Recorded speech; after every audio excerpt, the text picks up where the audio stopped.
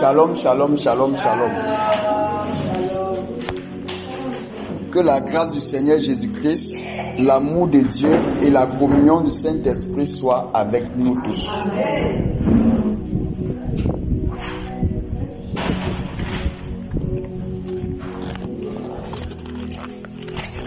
Que notre Père nous bénisse. Bon, nous allons chanter quelques cantiques. Ici, il y en a énormément, mais comme le Saint-Esprit va nous conduire, il y a le cantique ici là. Seigneur, ta mort à Golgotha. Que soit notre aide à tout jamais, l'abri pour nous dans la tempête. Oui, Jésus est heureux dans un pays troublé, un pays troublé, un pays troublé. Oui, Jésus est heureux dans un pays troublé, l'abri pour nous dans la tempête. Ça plaît à qui alors? Ok, ce sont là les cantiques que normalement nous devons connaître. En fait, c'est pour magnifier notre Seigneur. Et lorsqu'on le magnifie, il aime quand on chante pour lui. Il aime quand nous chantons pour lui. Il a dit que celui qui est dans la joie chante les cantiques. Bon, je ne sais pas si nous tous nous sommes dans la joie. Mais moi, je sais que je suis dans la joie. Si quelqu'un n'est pas dans la joie, qu'il lève sa main, peut-être on peut porter son fardeau ensemble devant le Père. On prie que le Seigneur dispose la personne afin que la personne soit dans dans la même atmosphère que nous pour pouvoir adorer notre Père. Parce qu'on ne peut pas dire qu'on est unis d'un commun accord pour l'adorer et que peut-être quelqu'un dans son cœur ne ressent pas la même joie que nous ressentons. Donc, j'aimerais vraiment que nous chantions encore. Il y a encore notre cantique là. Le 159. Je ne sais pas si vous connaissez. C'est un sort merveilleux d'être sauvé. Voilà, elle connaît.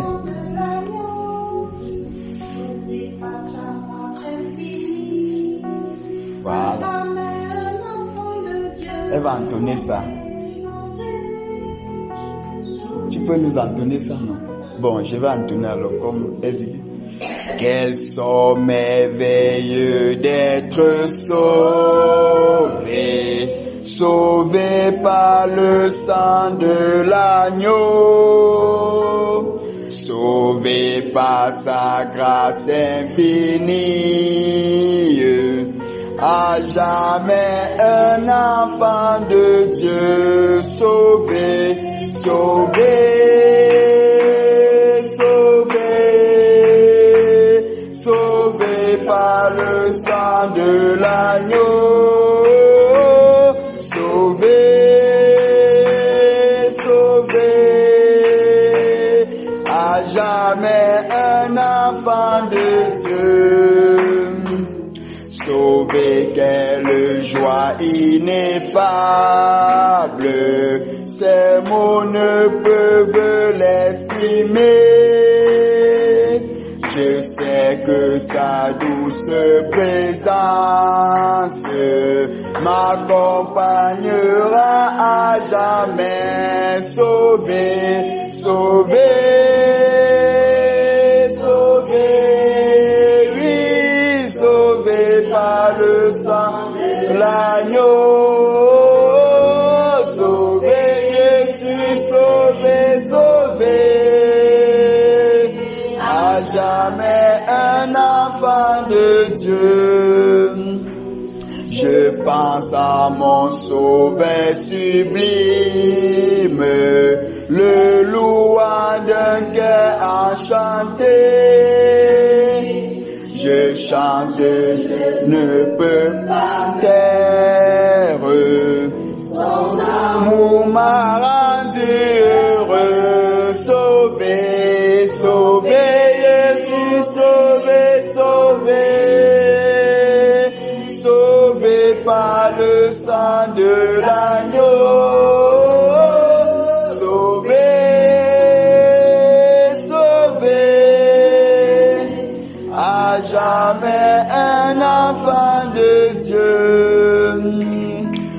ciel réservé par le Maître m'attend la couronne de vie et joint au rang fidèle,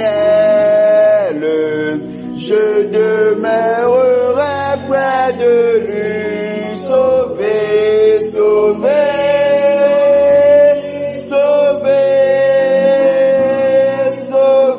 Par le sang de l'agneau, sauvé, sauvé, à jamais un enfant de Dieu. Je sais, je verrai dans sa gloire le roi qui règne sur moi et qui par sa pleine victoire me rend fort de garder ses lois. Sauvé, sauvé, sauvé, sauvé par le sang de l'agneau. Sauvé, sauvé,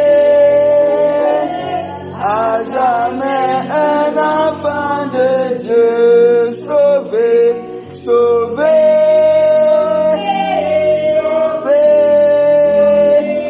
sauvé par le sang de l'agneau, sauvé, sauvé, à jamais un enfant de Dieu, sauvé, sauvé.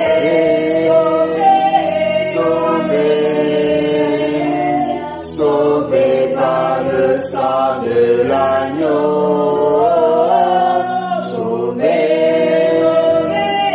sauvé, à jamais un enfant de Dieu. Qui connaît le 65? Je crois que tout le monde doit connaître ceci. Le numéro 65.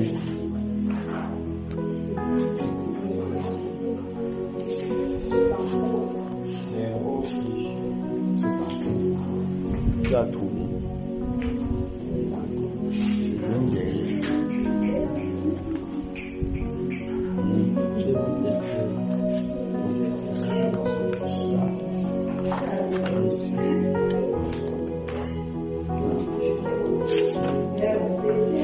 Voilà. Vous pouvez... Tout le monde est hier. Guerre au péché, guerre à tout esclavage, enfant de Dieu, debout soit un soldat. Guerre à Satan, qu'un noble se courage, âme d'homme, sois vaillant au combat, au courage, armée de l'Éternel. Dieu t'a formé en marche vers le ciel, au courage, armée de l'Éternel. Dieu t'a formé en marche vers le ciel. Guerre à l'orgueil qui ruine à notre guerre, nous éloignant de notre Créateur et séparant le frère de son frère, crucifiant enfin le Rédempteur. Au courage, armée de l'Éternel. Dieu t'a formé en marche vers le ciel. Au courage, armée de l'Éternel. Dieu t'a formé en marche vers le ciel. Et à la vie, au mensonge, à la haine, à ton esprit, Dieu d'amour et de paix. Toi seul tu peux briser les fortes chaînes et libérer le captif à jamais. Prends courage, armée de l'Éternel. Dieu t'a formé en marche vers le ciel. Oh, prends courage, armée de l'Éternel. Dieu t'a formé en marche vers le ciel. Guerre au fléau, guerre à l'ivrognerie, à l'avarice, à toute impureté. Soldat de Dieu, qu'une sainte furie brûle ton cœur contre l'iniquité. Oh, prends courage, armée de l'Éternel. Dieu t'a formé en marche vers le ciel. Oh, prends courage, armée de l'Éternel. Dieu t'a formé en marche vers le ciel. Oh, prends courage, armée de l'Éternel. Dieu t'a formé en marche vers le ciel. Oh, prends courage, armée de l'Éternel. Dieu t'a formé en marche vers le ciel. Oh, prends courage, armée de l'Éternel. Dieu t'a formé en marche vers le ciel. Oh, prends courage, armée de l'Éternel.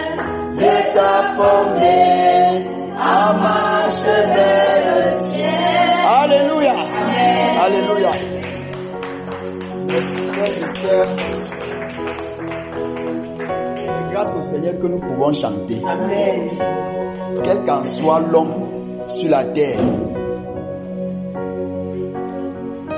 il n'a de grâce que celle-là que le Seigneur lui accorde. Et nous ne pouvons pas nous taire, parce que notre Père a accompli de grandes choses pour nous. Ici nous dit guerre à l'orgueil qui ruina notre terre, nous éloignant de notre Créateur, et séparant le frère de son frère, crucifiant enfin le Rédempteur. C'est à cause de l'orgueil que notre terre a été ruinée, ce que dit cette portion du Cantique. Et lorsqu'elle a été ruinée, à cause de cette ruine, nous avons été éloignés de notre Créateur. Nous savons ce qui s'est passé dans le jardin d'Éden. Lorsque l'homme a péché, qui a introduit le péché dans le jardin? Le destructeur, n'est-ce pas? Voilà, nous connaissons tous. Et lorsqu'il est venu avec le péché, le but n'était pas pour nous faire du bien. C'était pour nous détruire, pour détruire nos patriarches, notre grand-père, Adam. C'était pour le détruire, afin que toute la génération, la progéniture qui viendrait de lui, soit sous le joug du péché. Et nous voyons, ici il dit que, nous savons que Satan, à cause de l'orgueil, il veut toujours prendre la gloire qui est réservée au Seigneur notre Père. En vertu de cela, il voudrait que nous l'adorions aussi. Or, comme le Père nous a dit qu'on ne peut pas adorer 2 maîtres à la fois, on ne peut pas servir 2 maîtres à la fois, soit on va aimer un et haïr l'autre, soit on va s'attacher à l'un et mépriser l'autre. Voilà la raison pour laquelle le Seigneur voudrait que nous l'adorons lui seul. Lui seul. Parce qu'il mérite l'adoration. Satan ne mérite pas notre adoration. Il n'est pas mort pour nous. Il n'a rien fait de bon pour nous. Et le Père nous a tout donné. Avant même que le Père ne revête le corps pour venir sur la terre pour nous, il nous avait prédestinés avant même que le monde fût. Or, dans cette prédestination, il savait bien que le péché devait être un obstacle à notre marche. C'est pour cela que Dieu n'a pas un plan B. Depuis le commencement, il a un seul plan. Donc, c'est ce plan-là qui a commencé depuis Genèse jusqu'à aujourd'hui et dans lequel nous sommes toujours. Donc, il n'avait pas formé un plan A et un plan B, non. Il a toujours eu un plan dès le commencement. Maintenant, au cours des temps, il avait mis ce qu'on appelle, on peut appeler les dispensations. Vous voyez, et dans cette dispensation, il a prévu que telle chose doit être. Par exemple, lorsque le moment de la dispensation de l'innocence arrive, où Adam est introduit dans le jardin, il est innocent, il ne sait rien, il ne connaît pas le péché. Mais celui-ci vient maintenant l'introduire dans la connaissance du péché et fait en sorte que celui-ci, Adam, pêche maintenant et devient coupable devant Dieu.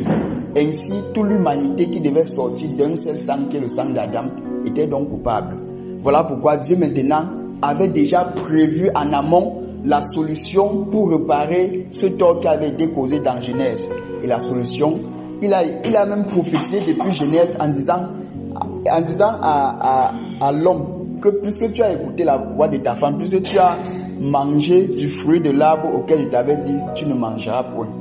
Il dit, voici, l'homme travaillera à la sueur de son front tous les jours de sa vie, non? C'est de la poussière là qui va tirer sa nourriture après avoir travaillé durement.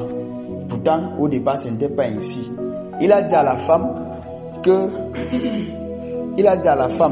dont la sentence qui est même sortie pour la femme, il dit que la postérité, il dit que ta postérité, qu'est-ce qu'il a dit là-bas à la femme? Oh, vous ne lisez pas la Bible. Quelle est la parole que Dieu a donnée à la femme après que la femme ait donné à son mari le fruit de l'arbre? Voilà. Il a dit quoi? Ta postérité écrasera la tête de l'ennemi. Ta postérité écrasera la tête du serpent. Voilà. Est-ce que c'est tout? Non. Et le serpent. Non. La suite dit quoi? La suite dit quoi? Vous voulez qu'on parte lire? Non, il n'a pas dit que le serpent va mordre son talon. Il faut utiliser le langage de la Bible. On parle lire alors.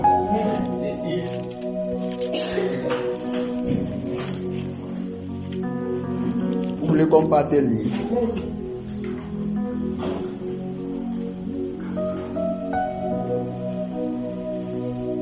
Bon, Genèse 3 alors.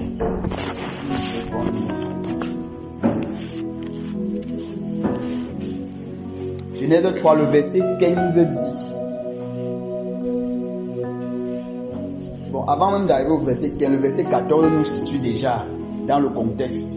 Le verset 14 nous dit, vous y êtes. L'Éternel Dieu dit au serpent, puisque tu as fait cela, tu seras maudit entre tout le bétail et entre tous les animaux des champs. Tu marcheras sur ton ventre et tu mangeras de la poussière tous les jours de ta vie. Je mettrai inimitié entre toi et la femme, entre ta postérité et sa postérité. Celle-ci t'écrasera la tête et tu lui blesseras le talon. Voilà. Donc, la mort de notre Seigneur Jésus-Christ est prophétisée ici, avec sa résurrection. Donc, nous voyons cette blessure qui a été causée. Il va le blesser au talon. La blessure là, la mort de la croix. Or, nous pouvons voir que l'œuvre que Satan faisait dans le jardin, pensant qu'il détruisait l'humanité, comme ça concourait au plan de Dieu pour l'humanité, cela a servi plutôt à notre restauration. Et aujourd'hui, nous sommes contents. Nous chantons pour tout ce qu'il a fait pour nous. Le monde ne peut pas comprendre ça comme ça. Mais le monde a une vision globale des choses. Puisque le monde regarde à travers les yeux physiques et dit que bon, si les choses vont mal, c'est parce qu'il n'y a pas un Dieu qui existe. Si les choses vont mal comme nous les voyons là, c'est parce qu'il n'y a pas un Dieu. S'il y avait un Dieu, on ne serait pas en train de souffrir ainsi. Mais est-ce qu'ils connaissent le plan de Dieu? Ils ne connaissent pas. Et nous ne pouvons pas les en vouloir. parce qu'ils sont dans les ténèbres. Et le Père nous a dit qu'ils ont l'intelligence obscurcie.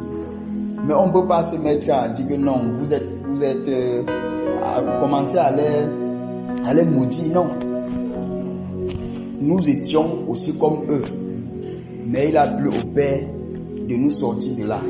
Et lorsque nous sommes sortis de là, le Père nous a conduits dans sa sainte présence. Dis à ton frère et ta sœur, bienvenue dans sa sainte présence. Bienvenue dans sa sainte présence. Amen. Et il dit, guerre au fléau, guerre à l'ivrognerie, à l'avarice, à toute impureté, soldat de Dieu. Un soldat, c'est celui qui est toujours prêt pour le combat, toujours prêt pour la guerre. Maintenant, il nous a dit que le combat que nous menons là, c'est pas un combat que nous menons contre nous, donc entre nous ici. Donc je ne dois pas mener mon combat contre ma soeur ou contre mon frère. Il dit que la guerre là, c'est quelque chose qui commence à l'intérieur. Dans l'épître de Pierre là-bas, l'apôtre va nous dire que la convoitise, les convoitises mondaines font la guerre à l'âme. Ça veut donc dire que à partir du moment où notre âme se sent en danger, ça veut dire qu'il y a un adversaire qui la combat. Et cet adversaire-là, c'est contre lui que nous devons nous dresser.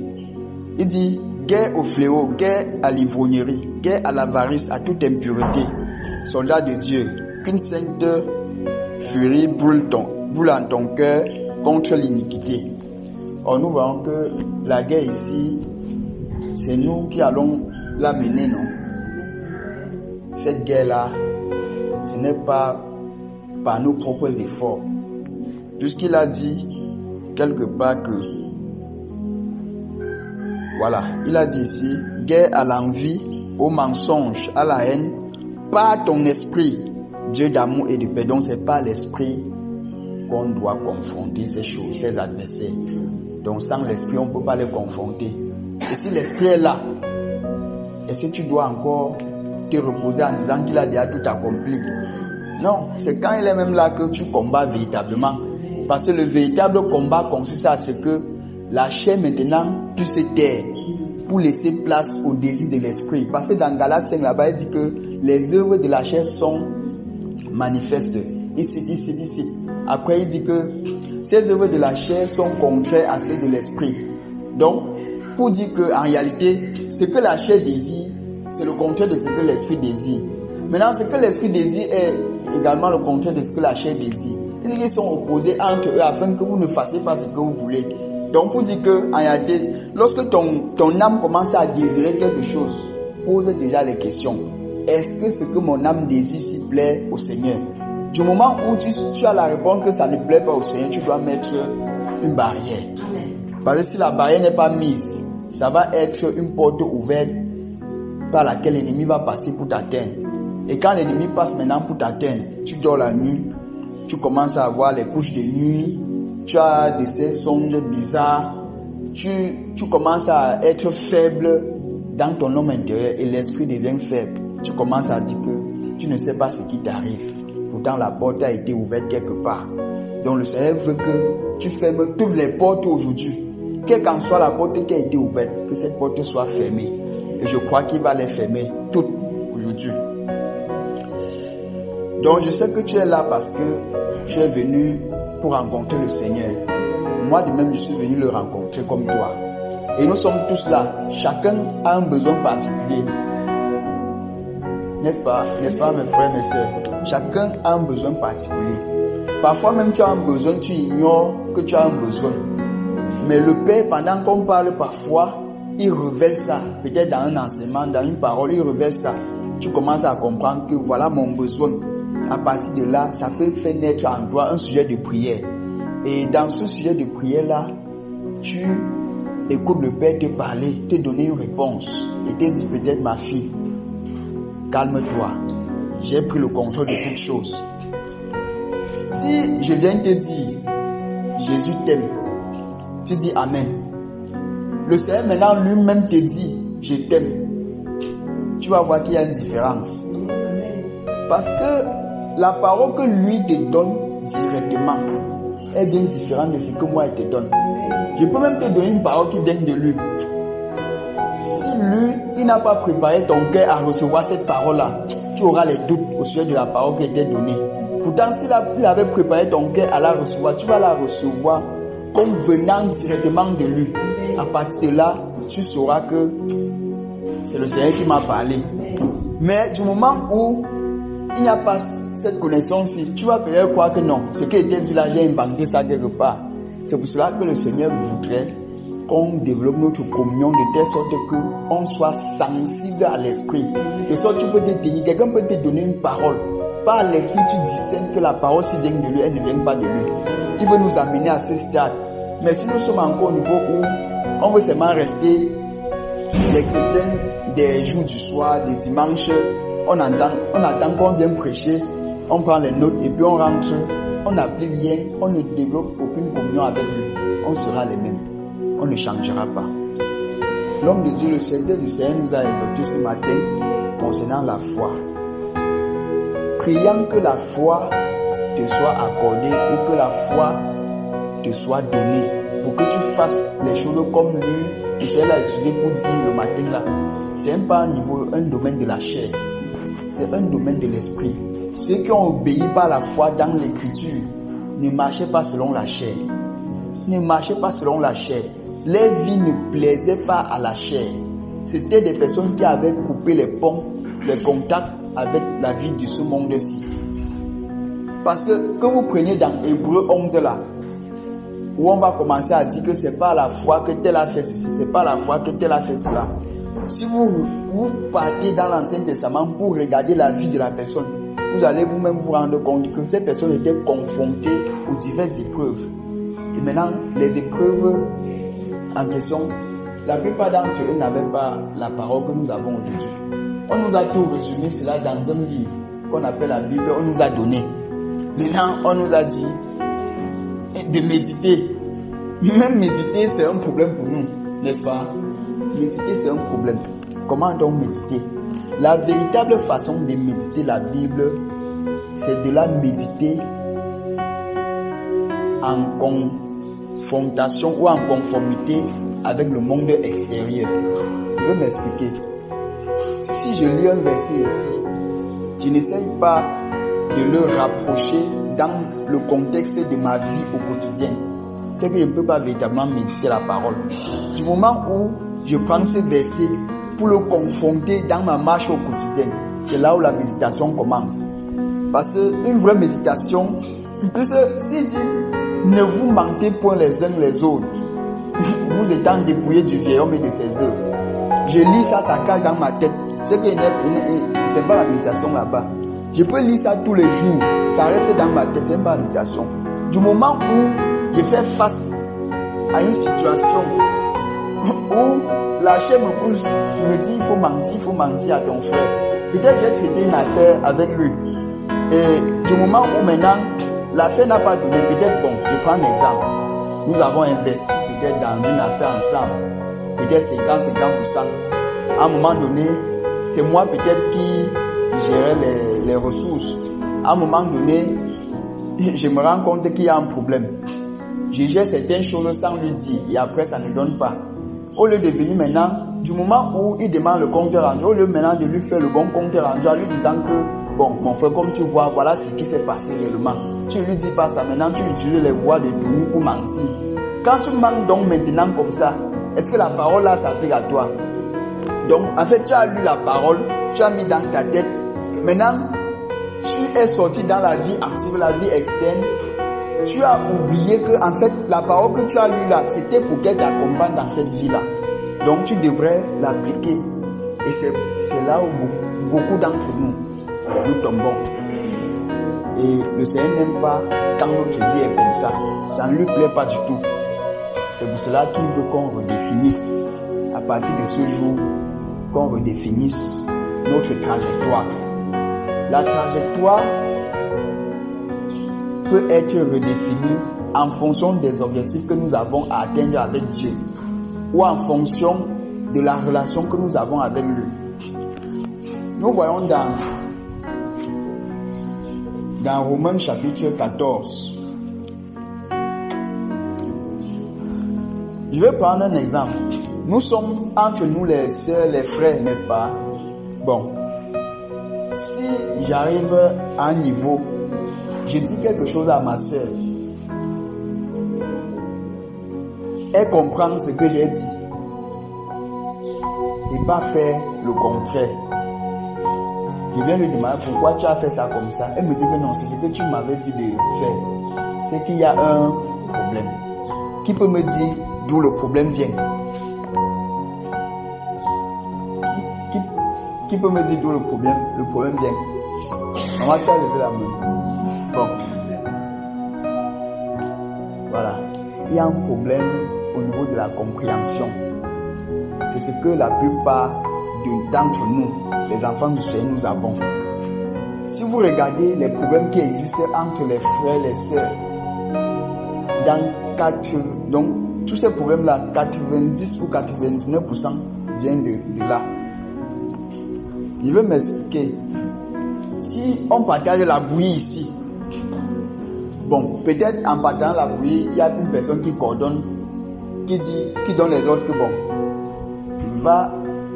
peut-être il y a deux sœurs qui sont là avec les plateaux de bouillie. Elle dit à l'une, va de l'autre côté, tu distribues de l'autre côté. Quand ce sera fini, tu reviens chercher l'autre. Dis à l'autre, va de l'autre côté, fais la même chose. Maintenant, si les deux arrivent ici, une dit à l'autre que non, on m'a dit d'aller plutôt là-bas. C'est toi qui pars là-bas. Celle-ci dit aussi que non. On a plutôt dit que toi, tu vas de l'autre côté, moi je vais ici. Vous voyez déjà qu'il y a un problème, non? Maintenant, personne ne retourne vers celle qui a donné l'instruction. Mais on reste ici, on se fait les problèmes. Au point où l'autre se fâche que je ne lui donne, je partage même plus, partage alors partage des deux côtés. En fait, vous voyez que le problème a commencé comme s'il n'y avait rien. Mais là, il y a un problème.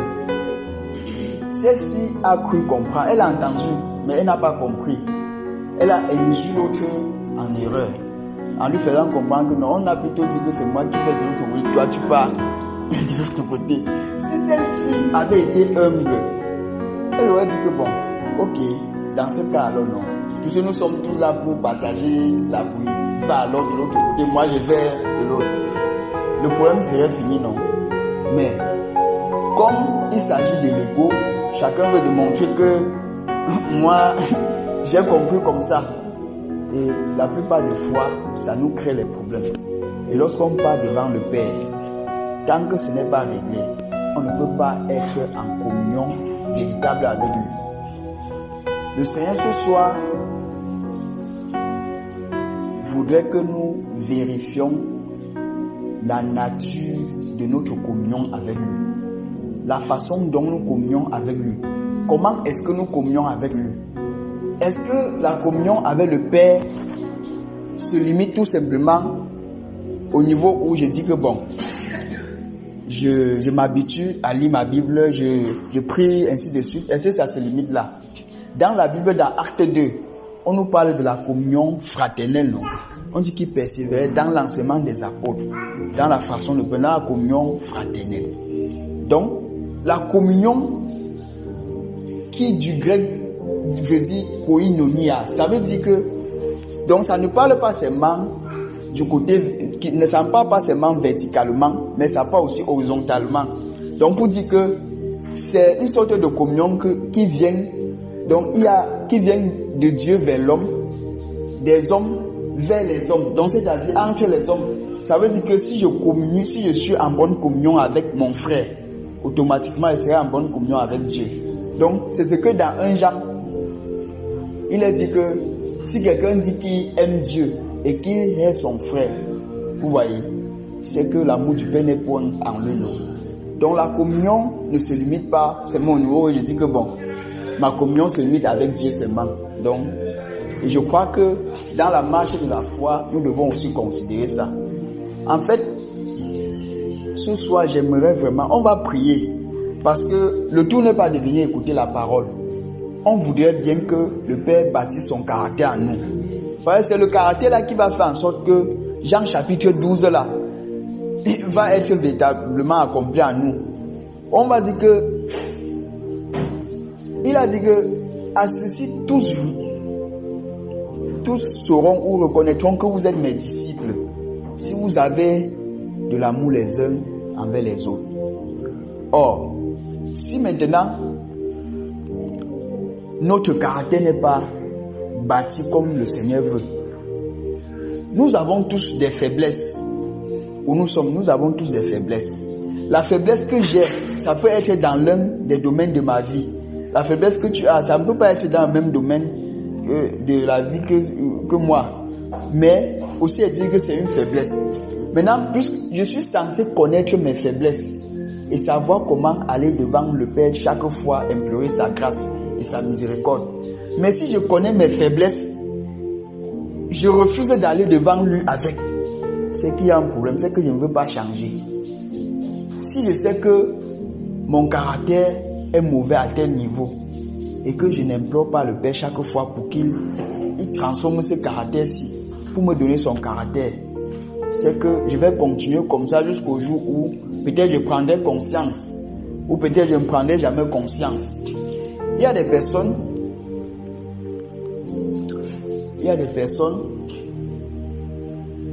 qui peuvent nous blesser et ne savent pas qu'elles nous ont blessés. Et reste tranquille. Toi qui as été blessé, tu as un devoir à faire. Aller vers la personne.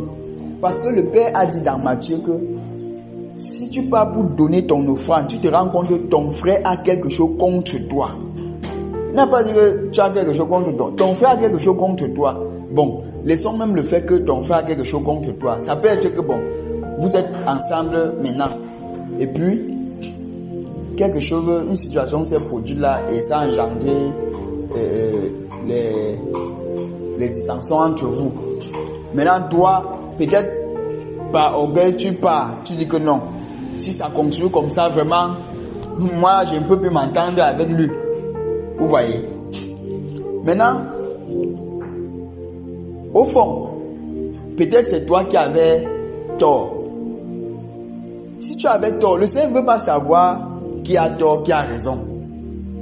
Le but c'est que le problème soit réglé. Donc il veut la finalité là, c'est que ce soit réglé et réglé de la bonne façon. Parce que si c'est pas réglé de la bonne façon, tôt ou tard ça va ressurgir. Et quand ça ressurgit avec les ressentiments. Et c'est pas bon. Donc, si maintenant il y a ce problème qui se produit, tu te rends compte que ton frère t'a blessé ou ta sœur t'a blessé. Tu restes, tu gardes dans le cœur, tu dis que non. J'attends qu'elle vienne vers moi pour demander pardon. Un an passe, elle ne vient pas. Toi-même, tu es prisonnière. Parce que non seulement tu attends que ta sœur revienne vers toi. Peut-être où elle est même, elle a oublié. Donc elle ne sait même plus qu'elle t'avait offensé. Maintenant, dans ton cœur, tu as déjà gardé ça. Chaque fois quand on dit que embrasse ton frère, tu l'embrasses aussi. Embrasse ta sœur, tu l'embrasses aussi. Mais dans le cœur, il y a un problème. Peut-être depuis 1 an, 2 ans, tu n'as plus le même niveau de communion que tu avais avec le Père. Là maintenant, ça commence à te poser problème. Tu dis, vraiment, je ne sais pas, ma vie spirituelle est devenue bizarre, je ne comprends rien. Or, le Père sait que si toi tu étais allé vers ta sœur qui t'avait offensé en lui disant que ma sœur, ici tu m'avais blessé, peut-être elle ne voyait pas cela, elle ne voyait pas la gravité de la chose au même niveau, au même degré, donc au même degré que toi tu voyais la chose. Il y a des personnes ici, nous sommes tous ici, nous avons grandi dans des environnements différents. Donc chacun de nous a un background avec lequel il est venu au Seigneur. Maintenant, le Seigneur dit dans Romains chapitre 12 là-bas que nous devons nous conformer, nous ne devons pas nous conformer au siècle présent, mais on doit se laisser, on doit être renouvelé, on doit se laisser transformer par le renouvellement de notre intelligence, afin que nous discernions ce qui est agréable, ainsi de suite. Maintenant, tous nous venons au Seigneur, chacun avec son background là. Maintenant, il y a des choses, les caractères à nous que Dieu va devoir déconstruire pour implémenter son caractère à lui. Maintenant, imagine qu'il y a une sœur, par exemple, elle se met toujours en colère. Moins de choses qu'on fait, elle voit qu'on a mal fait, elle se met en colère. Bon, et une autre sœur, quand tu fais n'importe quoi, elle voit que tu as toujours bien fait. Vous pensez que les deux auront le même problème? Si maintenant on place les deux sœurs là, tu viens, tu poses une attitude là, tu manifestes une attitude là, celle qui voit tous les problèmes partout, va commencer à dire que la sœur, si vraiment, elle est toujours un genre. Elle est toujours bizarre. Je la comprends pas. Toi, l'autre sœur va dire qu'il y a toi aussi. Toi, tu vois tout le mal partout. Elle va dire que donc, ce qu'elle vient de faire là, tu n'as pas vu. Donc, maintenant, tu seras aussi un autre problème dans l'affaire là. Elle va commencer à dire que c'est parce que toi, tu t'entends bien avec celle-là, que toi, tu ne vois pas les choses comme elle. Directement, quelque chose peut naître dans son cœur, contre toi aussi. Et c'est pour cela que, entre nous, les sœurs, les frères, tu dois connaître ta sœur, tu dois connaître ton frère. Quand tu sais que ta sœur a tel problème, ne pas tu racontes à l'autre que, oh, tu vois vraiment, elle ne doit jamais changer, elle est tout comme ça. Quand tu vois déjà, quand elle te montre déjà que voilà son problème, prends ça, pas l'aider devant le Père. Tu dis, Père, ma sœur est comme ça, comme ça, comme ça. Je prie que tu l'aides. Je prie que tu l'aides. Le Seigneur maintenant peut même te montrer la cause même du problème là. Il peut même te montrer la cause. Il te dit ce qu'il faut faire. Tu l'aides. Mais si nous passons le temps à prendre ça pour aller devant elle, déposer. Quand on a fini de déposer, on reste la personne, on met même là-bas. On dit que ok, c'est bon, on continue notre route. Tôt ou tard, la faiblesse que toi aussi tu avais hier, ce n'était pas la même faiblesse. Toi, tu te rends compte que la faiblesse là commence à peser sur ta vie. Quel qu'en soit ce que tu fais pour t'en séparer, tu ne parviens pas. Tu ne sais pas que, comme tu avais lavé l'autre devant l'autre sœur, tu ne sais pas que, de même, tu as refusé de l'aider, de même aussi, tu n'as pas perdu. Et un jour, le Seigneur va te dire que si je ne change pas ta part, c'est parce que tu avais condamné l'autre. Tu l'avais même déjà jugé jusqu'à condamner. Tu avais dit que non, elle ne peut jamais changer. Bon, toi tu veux que ta part change aussi. Comment? On doit faire attention. On doit faire attention. Et lorsque tu vois que ton frère a un problème sérieux, malgré le fait qu'il pleure même devant le Seigneur, ça ne change pas. Tu portes le frère en prière. Même si ça ne change pas, un jour le Seigneur se souviendra de toi. Parce que tu aurais compati à sa douleur, à son fardeau. Tu aurais compati.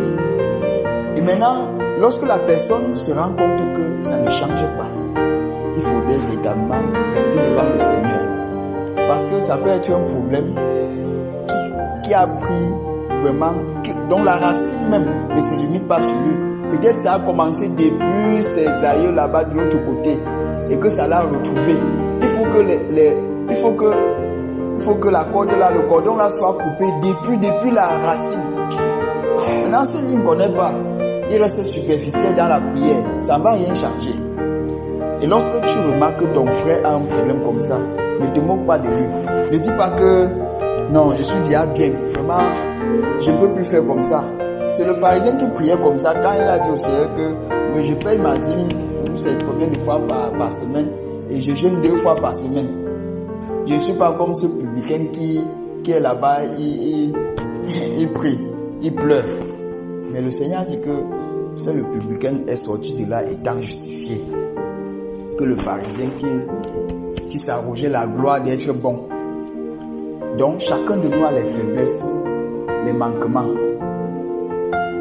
Ce que le Seigneur veut que nous sachions, c'est que si nous avons la grâce d'avoir les yeux fermés sur les faiblesses de nos frères et sœurs, c'est que nous avons fait un grand pas dans la foi. Mais si nous n'avons pas cette grâce, si nous avons la difficulté de pouvoir fermer nos yeux face à les faiblesses, les difficultés, c'est que nous pouvons facilement être victimes des commérages. Nous pouvons facilement être victimes des rapportages. Quand une sœur, tu vas ouvrir tes oreilles, quand une sœur va venir te dire que tu l'as fait comme ça, tu seras même la première à confirmer jusqu'à lui donner même l'autre version de ce que la personne ne connaissait même pas. Et par la suite, tu vas rentrer dans la prière. Tu vas sentir que non, il y a quelque chose qui ne va pas. Parce que tu viens comme ça. Tu sais, le Seigneur dit que nous sommes membres les uns les autres, non? Les membres d'un même corps. Si tu es l'œil, et que le Seigneur est toujours en train de te montrer que tel a telle faiblesse, telle personne a telle faiblesse, l'autre a même péché hier. tel est tombé dans l'adultère l'autre jour. Tu es toujours en train de regarder comme ça pour dire que oui, je vois. Ça c'est vrai. Si Dieu a fait de toi l'œil, tu vois ces choses et que tu passes ton temps à raconter partout, sache qu'un jour, quand quelqu'un va voir aussi ta part et que ça va sortir, tu vas commencer à te plaindre alors que c'est toi qui avais commencé à faire ça. Donc ce que nous faisons contre les autres, ça peut toujours nous rattraper plus tard. Et lorsque nous faisons ça, on se dit peut-être qu'on fait du bien alors qu'on fait mal. Je suis en train de parler sans ouvrir l'écriture. Il y a des passages que j'aimerais lire, mais le Saint-Esprit me donne seulement de parler. Mes frères, il y a un problème au milieu de l'église. L'église ne peut pas avancer si on a ces problèmes-ci. Si on a ça et qu'on ne cherche pas à résoudre, on ne pourra pas avancer. Le Saint-Esprit se manifeste, c'est vrai, mais il y a un niveau où il veut nous amener. Il ne voudrait pas qu'à ce niveau, on traîne avec nous ces choses. Parce qu'il pourra causer les morts. Et les morts, ce sont les morts qui ne vont plus revenir. C'est-à-dire physiquement pour qu'on communique avec eux. Ce sont les personnes qui vont tomber comme Anania et Saphira pour mourir. Et quand ces personnes vont mourir, est-ce que tu crois qu'elles vont encore se réveiller là pour qu'on parle avec eux? Non. Ce sera bon. Ce sera bon. Oui. L'esprit sera sauvé au jour du Seigneur, oui. Mais, est-ce que ça sera à notre avantage alors? Ça aurait été à notre avantage? Non. Le Seigneur veut que nous soyons des pionniers. Des pionniers de ce ministère pour amener les autres à comprendre que le monde a menti en disant que Dieu n'est pas vivant, mais il est vivant. Si par nous, par notre vie, le Seigneur se révèle au monde, c'est sa gloire à lui, c'est pas notre gloire. Et si c'est sa gloire à lui, ça veut dire que nous avons combattu le bon combat de la foi, comme a dit Paul, l'apôtre. Et si nous combattons le bon combat de la foi, nous remportons la course, non. La couronne de gloire nous sera réservée pour ce jour-là. Et il a dit que c'est pas seulement pour ceux qui ont aimé son avènement. Donc si nous aimons son avènement, ça veut dire que cela nous concerne aussi. Nous devons nous préparer en conséquence. Si je reste ici maintenant, je prie que Seigneur, telle personne m'a blessé, vraiment, je sais plus si elle veut m'entendre encore avec la personne. Ça veut dire que j'ai un problème avec l'amour, non? Voilà. Si je reconnais ça, je peux aller devant Dieu maintenant, il me guérit. Mais si je ne le reconnais pas, je vais toujours croire que non, j'ai raison. La raison devant Dieu ne tient pas toujours. Elle ne tient pas toujours. Je prie toujours que le Seigneur, en fait, dans le caractère de Christ, j'ai remarqué, il y a quelque chose qui m'a marqué. Et je prie toujours qu'il m'accorde d'être comme ça. C'est que lui, étant sur la terre, imaginez quelqu'un qui est d'abord né sans péché.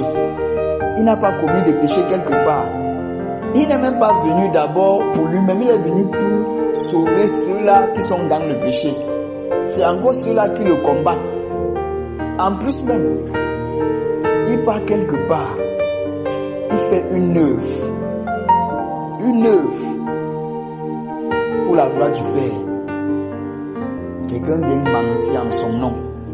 On l'a entendu dire qu'il détruira ce temple et en 3 jours, il va le relever pour rebâtir.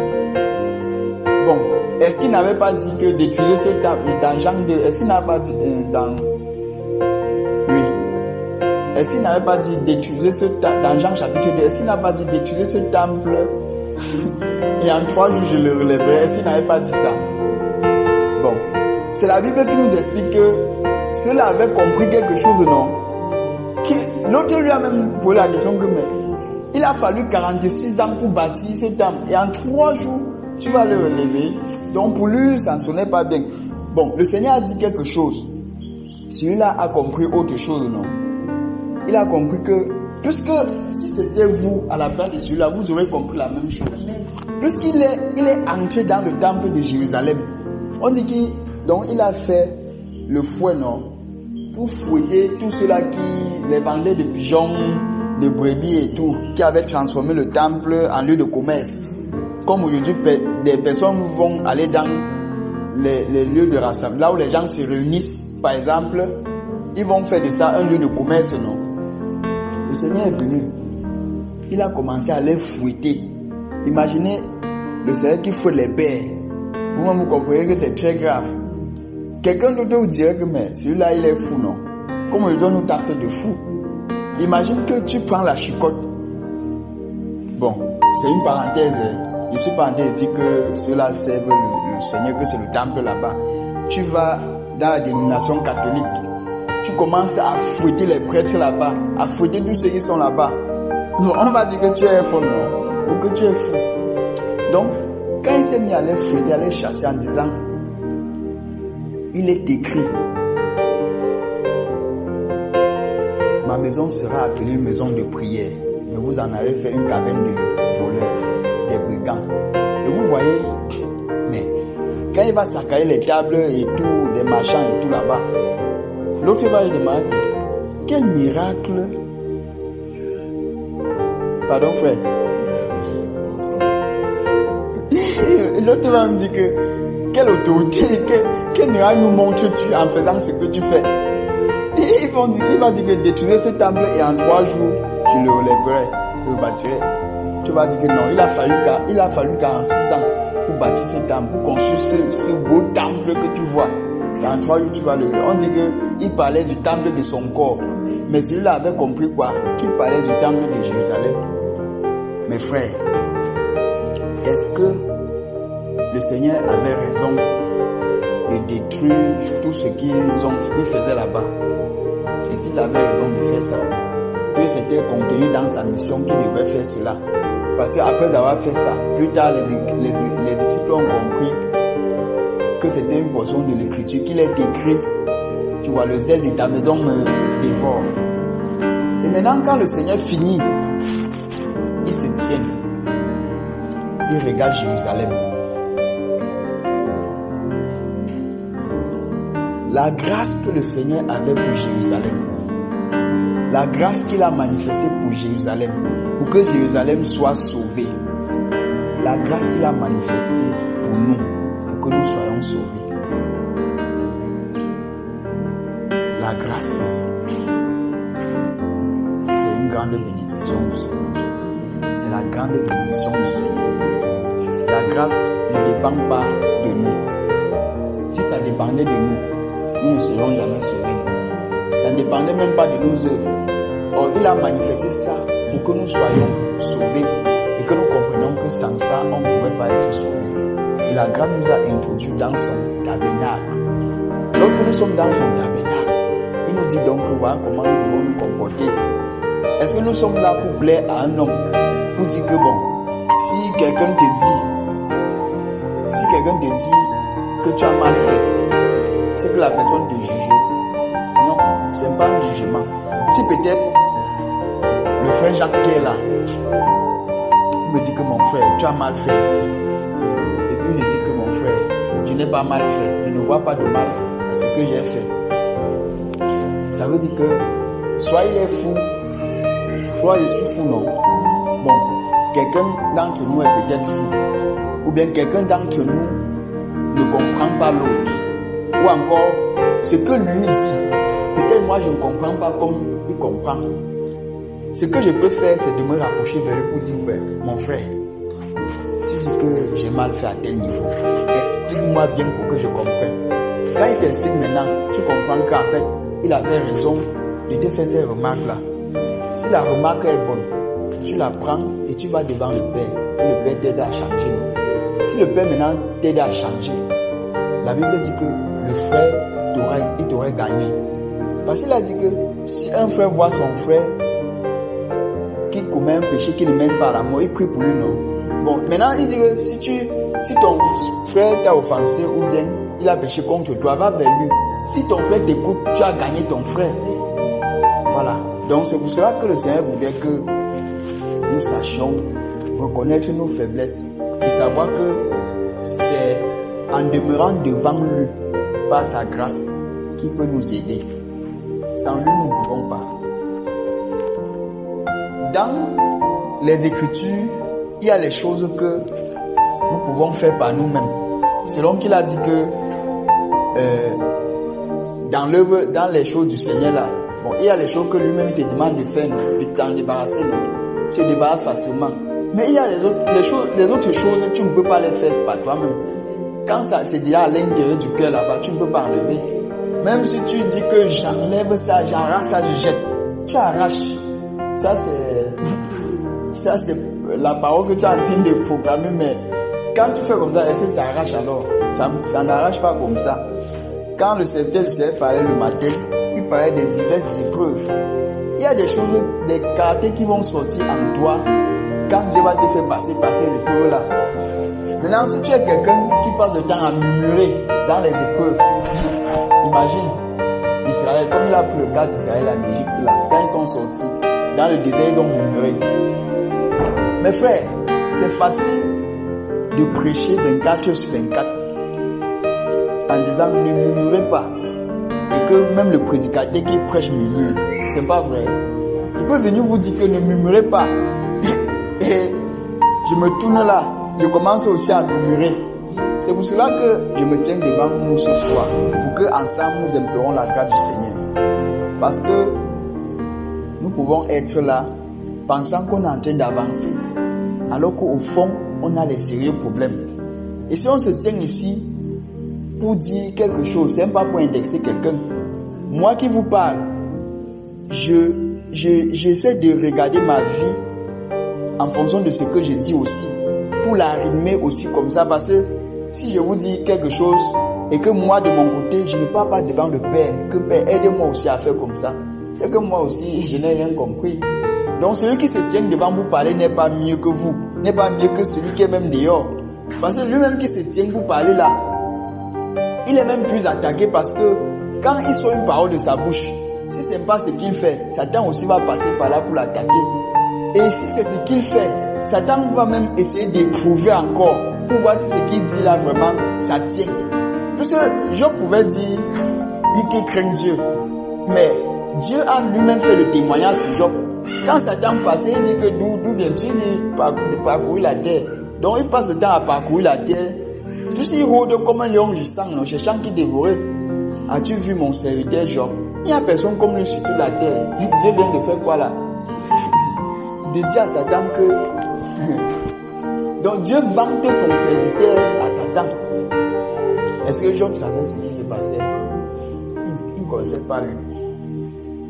Mais nous savons que l'histoire de Job a été écrite pour que nous soyons conscients qu'il y a des réalités spirituelles qui se passent au-dessus de nous, qui se décident au-dessus de nous, sans que nous ne soyons même au courant des autres. Parfois tu dors comme ça, les choses sont dites au-dessus de ta tête, sur ton toit, tu n'es pas au courant. C'est pour cela que le Seigneur, lorsqu'il t'amène dans sa présence, c'est pour que tu sois préservé. Lorsque tu es dans sa présence te garde. Du moment où tu commences à mener une vie de péché, c'est là où Satan commence à guetter, il voit les failles. Il dit que le terrain est prêt pour attaquer. Dès qu'il tire la première flèche, il voit comment la flèche t'atteint. Ça peut être la flèche du mensonge. Peut-être tu as ouvert la porte par la jalousie. Il vise la flèche maintenant, c'est la flèche du mensonge. Ça vient produire le mensonge en toi. Si la flèche là n'est pas enlevée, tu vas passer toute ta vie à mentir. Même sur ce qu'il ne faut pas mentir. Quelqu'un va te poser une simple question, tu vas te retrouver en train de mentir. Tu vas dire que mais comment celui-ci me pose la question, je mens, c'est mentir. Je ne veux plus mentir, mais tu te retrouves en train de mentir. Ça veut dire que quand ça devient déjà au-dessus de toi, là où tu ne peux plus t'en séparer, ça veut dire qu'il y a un effort, il faut un effort pour te détacher de là. Et pour que cela vienne, il faudrait vraiment que le Seigneur soit à l'œuvre. Parce que s'il n'est pas à l'œuvre, ça ne va jamais te quitter. Tu vas mentir. Jusqu'au jour où on va arriver en pleine assemblée, comme l'histoire d'Anania et Saphira. Si le mensonge est là, si le Saint-Esprit sort une parole, se tourne vers toi, sort une parole, tu mens. Et le Saint-Esprit donne la sentence, tu t'écroules là, c'est fini. Tu vois que à cause du mensonge qui n'a pas été traité, tu t'es retrouvé dans un stade où il ne fallait pas. Le jugement de Dieu. Donc ce n'est pas bien. Traitons les problèmes de nos vies sérieusement. Parce que les ténèbres qui arrivent là ne vont pas blaguer avec. Traitons-les sérieusement. Ne vois pas un truc dans ta vie, tu négliges. Ne néglige rien. Ne néglige rien. Le Seigneur a dit qu'il va nous amener à un autre niveau, non? Dans une autre dimension. Maintenant, s'il veut nous amener là-bas, il voit qu'on a certaines choses-là sur lesquelles on veut tous s'accrocher, on ne veut pas s'en séparer. Il y a des personnes qui restent comme ça. Dès qu'elles arrivent chez eux, le téléphone passe sur YouTube, commence à voir les films là. Il met les films, il voit. Peut-être il a commencé à 19h, 23h, le trouve là, il est toujours en train de voir, il rit, ça l'amuse, ça l'amuse. Peut-être les comédies, les ceci, il voit tout ça, ça l'amuse. Il est content, non? Vous pensez qu'est-ce qui se réjouit en lui? L'âme qui aime, l'âme qui désire les choses du Seigneur ne peut pas en même temps désirer ces choses-là. Ça veut dire qu'il y a quelque chose que cette personne-ci doit devoir régler. Il y a un problème. Ça veut donc dire que la personne doit reconsidérer ses objectifs.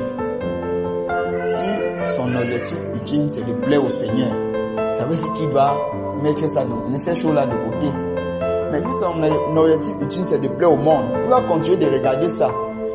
Jusqu'au jour où ça va prendre racine en lui. Il ne va pas se rendre compte. Quand il va vouloir se séparer, il se rend compte que il ne parvient pas à s'en séparer. C'est difficile. Ça devient comme l'addiction. Quelque chose qui est comme l'obsession. Donc, c'est comme si ça t'a même possédé. Tu es là comme ça, tu ne fais que regarder, tu regardes, le temps passe, tu n'aimes pas. 2 heures te trouves là, tu es en train de regarder. Mais le Seigneur veut que nous sachions mettre la barrière sur des choses qui ne le glorifient pas. Mettre une barrière entre lui et les choses qui ne le glorifient pas. Et qui nous donne d'avancer dans la communion. Il veut que nous soyons en communion avec le Saint-Esprit. La véritable communion avec le Saint-Esprit commence par la séparation. On nous a toujours enseigné ça. Se séparer, se dépouiller des choses de ce monde-ci. Et les choses-là sont subtiles. Ça vient toujours comme si c'était rien. Ça commence subtilement là et ça te prend. Ça commence à te saisir. Tu ne te rends pas compte. À un moment donné, tu vois comment ta vie spirituelle commence à sombrer. Tu te dis, mais avant je priais, je pouvais me tenir, me prosterner, prier 2 heures de temps par jour. Mais aujourd'hui, je ne parviens plus à faire 30 minutes. Qu'est-ce qui s'est passé? Il faut donc faire un check-up de ta vie pour voir ce qui a causé ça. Parce que si nous ne faisons pas ce bilan-là, on ne va pas s'en sortir avec les ténèbres qui arrivent. Satan est en train de multiplier les stratégies pour embrigader certains enfants du Seigneur dans un domaine particulier de leur vie où ils ne parviennent pas à s'en séparer. Il veut multiplier les stratégies pour les maintenir captifs dans ces domaines-là. Et si nous ne sommes pas prêts à dire, Seigneur, je préfère payer le prix pour renoncer à ceci, c'est que ça va nous prendre. Et nous serons incapables de marcher là où le Seigneur nous attend. Le Seigneur voudrait que nous ayons sa crainte. Parce qu'il a dit que la crainte de l'Éternel, c'est la haine du mal. Voilà, c'est sa crainte qui nous éloigne, qui nous donne de nous éloigner du mal.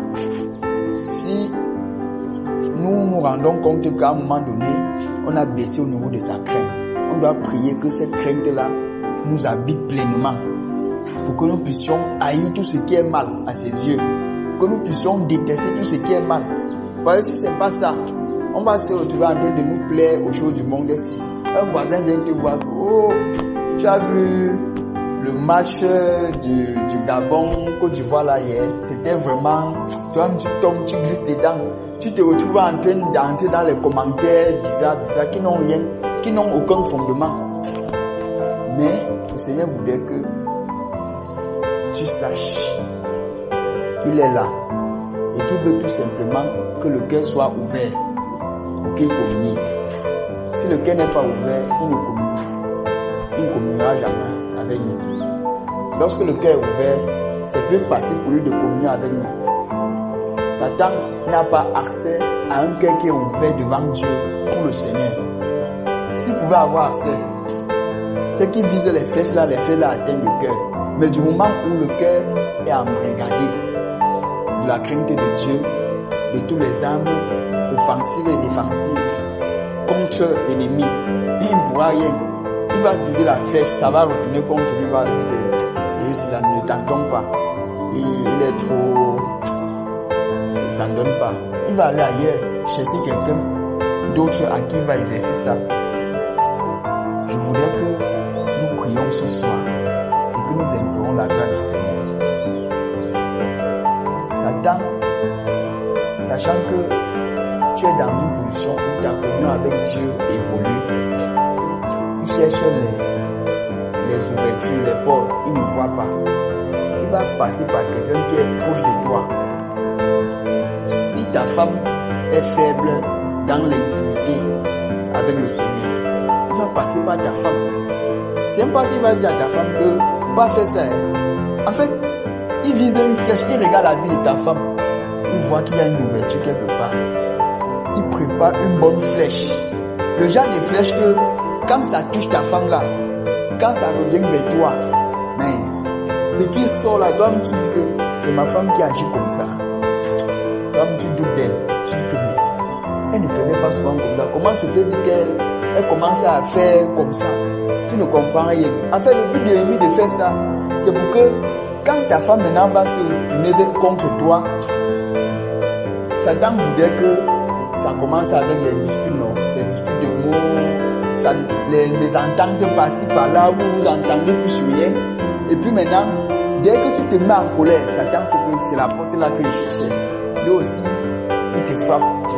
Maintenant, vous deux, à la maison, dans la même maison, vous vous entendez plus. L'homme est à gauche, la femme est à droite. L'homme se lève le matin, il lave son visage, il fait tout. Il ne dit même pas au revoir à sa femme, il part. Il au travail, il rentre le soir, c'est la même chose. Satan, il voit ça, il dit que les gars, l'accès est déjà propice. Allons, fais notre demeure. Il vient s'installer dans la maison. Mais la situation continue de s'empirer. Tu commences à dire que mais Seigneur, l'autre jour j'étais bien avec toi dans la communion. Qu'est-ce qui s'est même passé que je me retrouve encore aujourd'hui comme ça? Donc, il y a eu une faille quelque part. Et l'ennemi a profité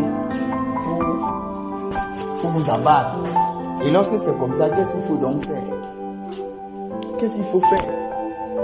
Parfois, dans cet état-là, tu voudrais bien aller vers l'autre pour la réconciliation. Mais Satan a tellement embrouillé les ondes si bien que quand tu veux même aller, tu sens que ça ne passe pas. Tu dis, mais tu ne comprends rien. L'autre aussi de son côté commence à regretter que mais il faut même que je fasse le pas. Mais c'est tellement lourd qu'il ne peut pas faire le pas. Toi, tu comprends qu'ici, il n'y a rien. Là maintenant, il faut une intercession puissante pour que les choses soient restaurées. Et cette intercession doit être inspirée par le Saint-Esprit. Parce que pour que cela soit fait, il doit falloir quelqu'un qui se tienne à la brèche. Ça peut être quelqu'un à qui le Seigneur montre que tel couple est en danger, prie pour eux. Tu te mets à prier, le Saint-Esprit te conduit, tu pries. Tu te rends compte que tu as passé des heures à prier pour un couple. Tu dis que mais qu'est-ce qui ne va pas? Tu pries, le Seigneur te met une parole que va les rencontrer, dis-les comme ça. Tu peux les rencontrer, tu dis. Dès que la parole là vient, c'est comme l'eau glacée qui descendait dans le cœur des gens. Ça veut voir. Tu comprends que oh, ça c'est... En fait, c'est le Seigneur qui fait toutes choses. Toi-même qui priais, tu ne savais pas qu'ils avaient un problème. C'est t'a révélé, non? Maintenant, quand tu pries, il te dit, va là-bas, les voitures, parle comme ça. Tu parles aussi, les choses se mettent en place et la restauration est là. C'est pour cela que mes frères, ne regardons jamais un couple qui est en dissension. Vous vous mettez à dire que vraiment, il ne t'a même pas prêt de se marier pour aller où. C'est toi qui les as d'abord mis à marier en couple. C'est toi. Si toi tu ne sais rien, ferme ta bouche, tu observes. Si tu peux prier pour eux, prie. Tu restes tranquille. Parce qu'ils peuvent être là comme ça, que l'ennemi les a tellement touchés qu'ils sont en train de subir. Toi aussi tu commences à les railler en disant non, vraiment, si le jour que je serai marié, oh, je vais aimer ma femme. Je vais bien l'aimer. Je vais l'entretenir. Parce que le frère l'a fait. Ok. Quand tu parles comme ça, le ciel n'est pas fermé. Il est ouvert. Le jour où tu entres dans le mariage. Dans les premiers jours, les premières semaines, les premiers mois, les premiers moments, c'est très bon. Tu dis que, oh, j'avais dit l'affaire-ci. Que non, quand elle serait dans le mariage, c'est comme ça que ça devait se passer. Et c'est ce qui est en train de se passer. Est-ce que quand l'épreuve n'est pas encore arrivée, on peut apprécier la foi de quelqu'un? Jamais. Jamais. C'est à partir de ce moment que quand tu es dans cet état, tu rends grâce à Dieu, ta femme rend grâce, vous rendez grâce. Dans les premiers moments là, vous priez même ensemble, vous vous prosternez, vous priez, vous jeûnez même ensemble, vous faites tout ensemble. Satan lui, il est un spectateur qui regarde à distance. Mais il ne regarde pas pour regarder. Il fait les investigations au fur et à mesure. Il dit à ses agents que les gars, celui-là nous perturbe. Quand les deux là se possèdent chaque fois, c'est comme si notre royaume civil se détruit. C'est comment? Il envoie les agents de renseignement partout. Que les gars, allez dans la famille. Il envoie un groupe, allez dans la famille de l'homme là. Commencez depuis les fondements, les aïeux là. Donc, énumérez-moi, sortez une liste de tous les péchés que les aïeux là ont commis, tout ce que jusqu'aux parents de la fille, dans les péchés dans lesquels ils vivent. Je veux les listes, je veux les rapports de chaque soir ici. Même chose chez l'homme. On peut tracer tout ça, on vient, on pose, on dépose devant lui. Il trace ça, il dit ok. Je vois, il y a un péché là qui les suit partout.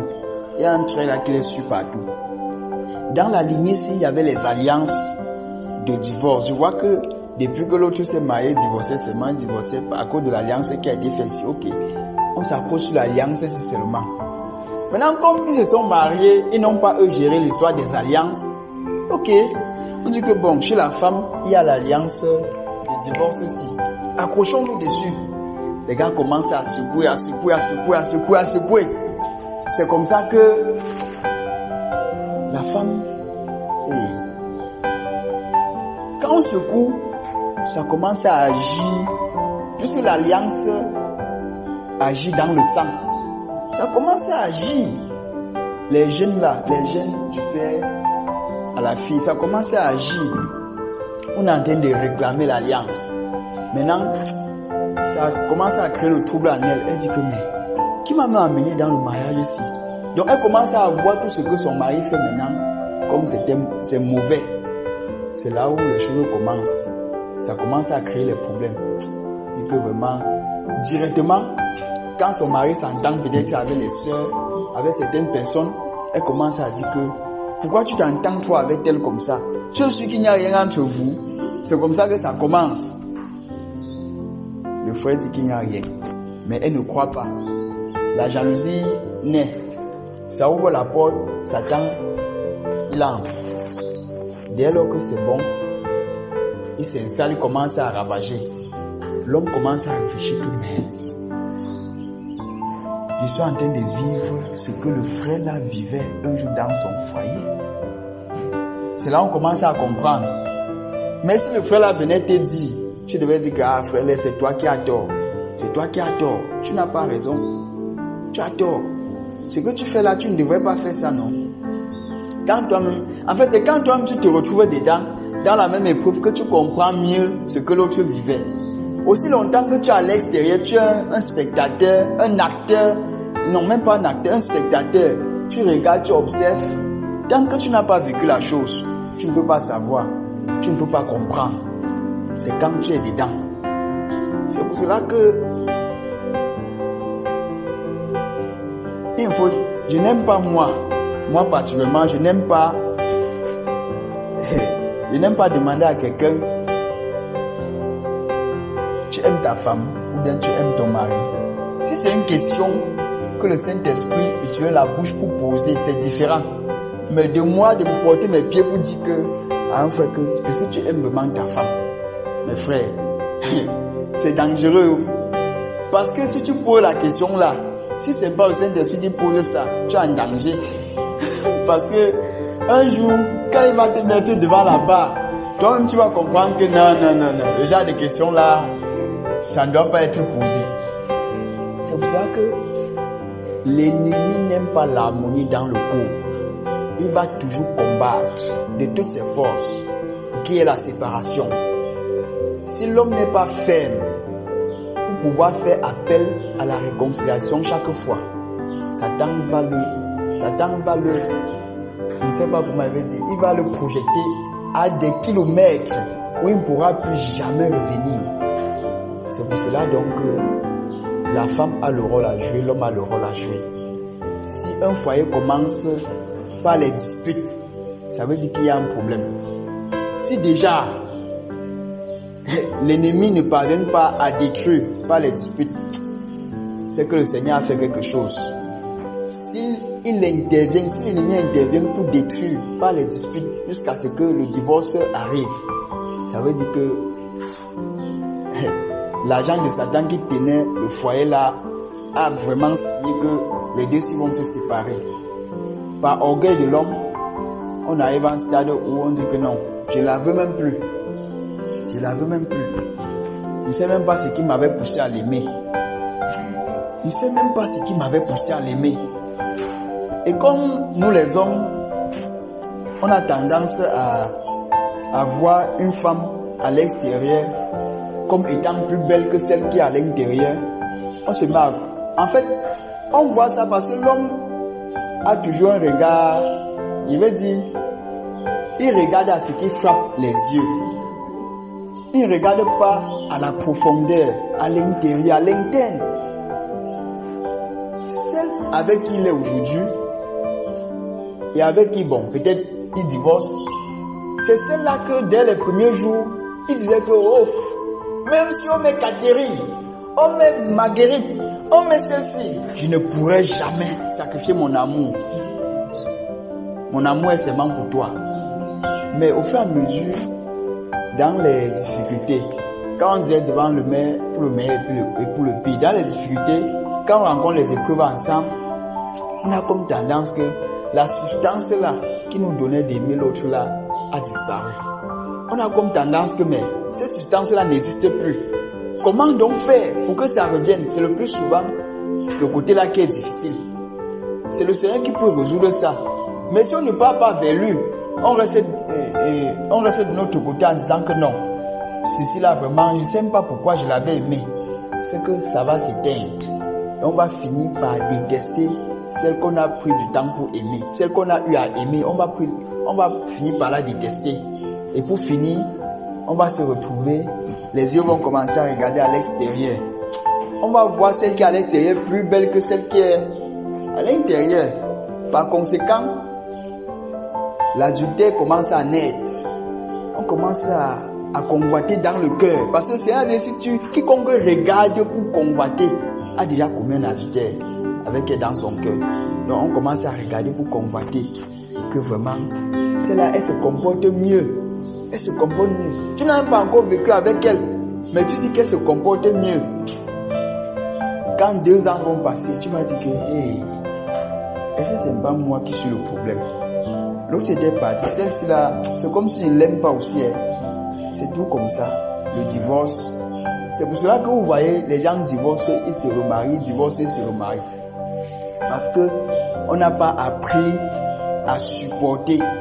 On n'a pas appris à supporter.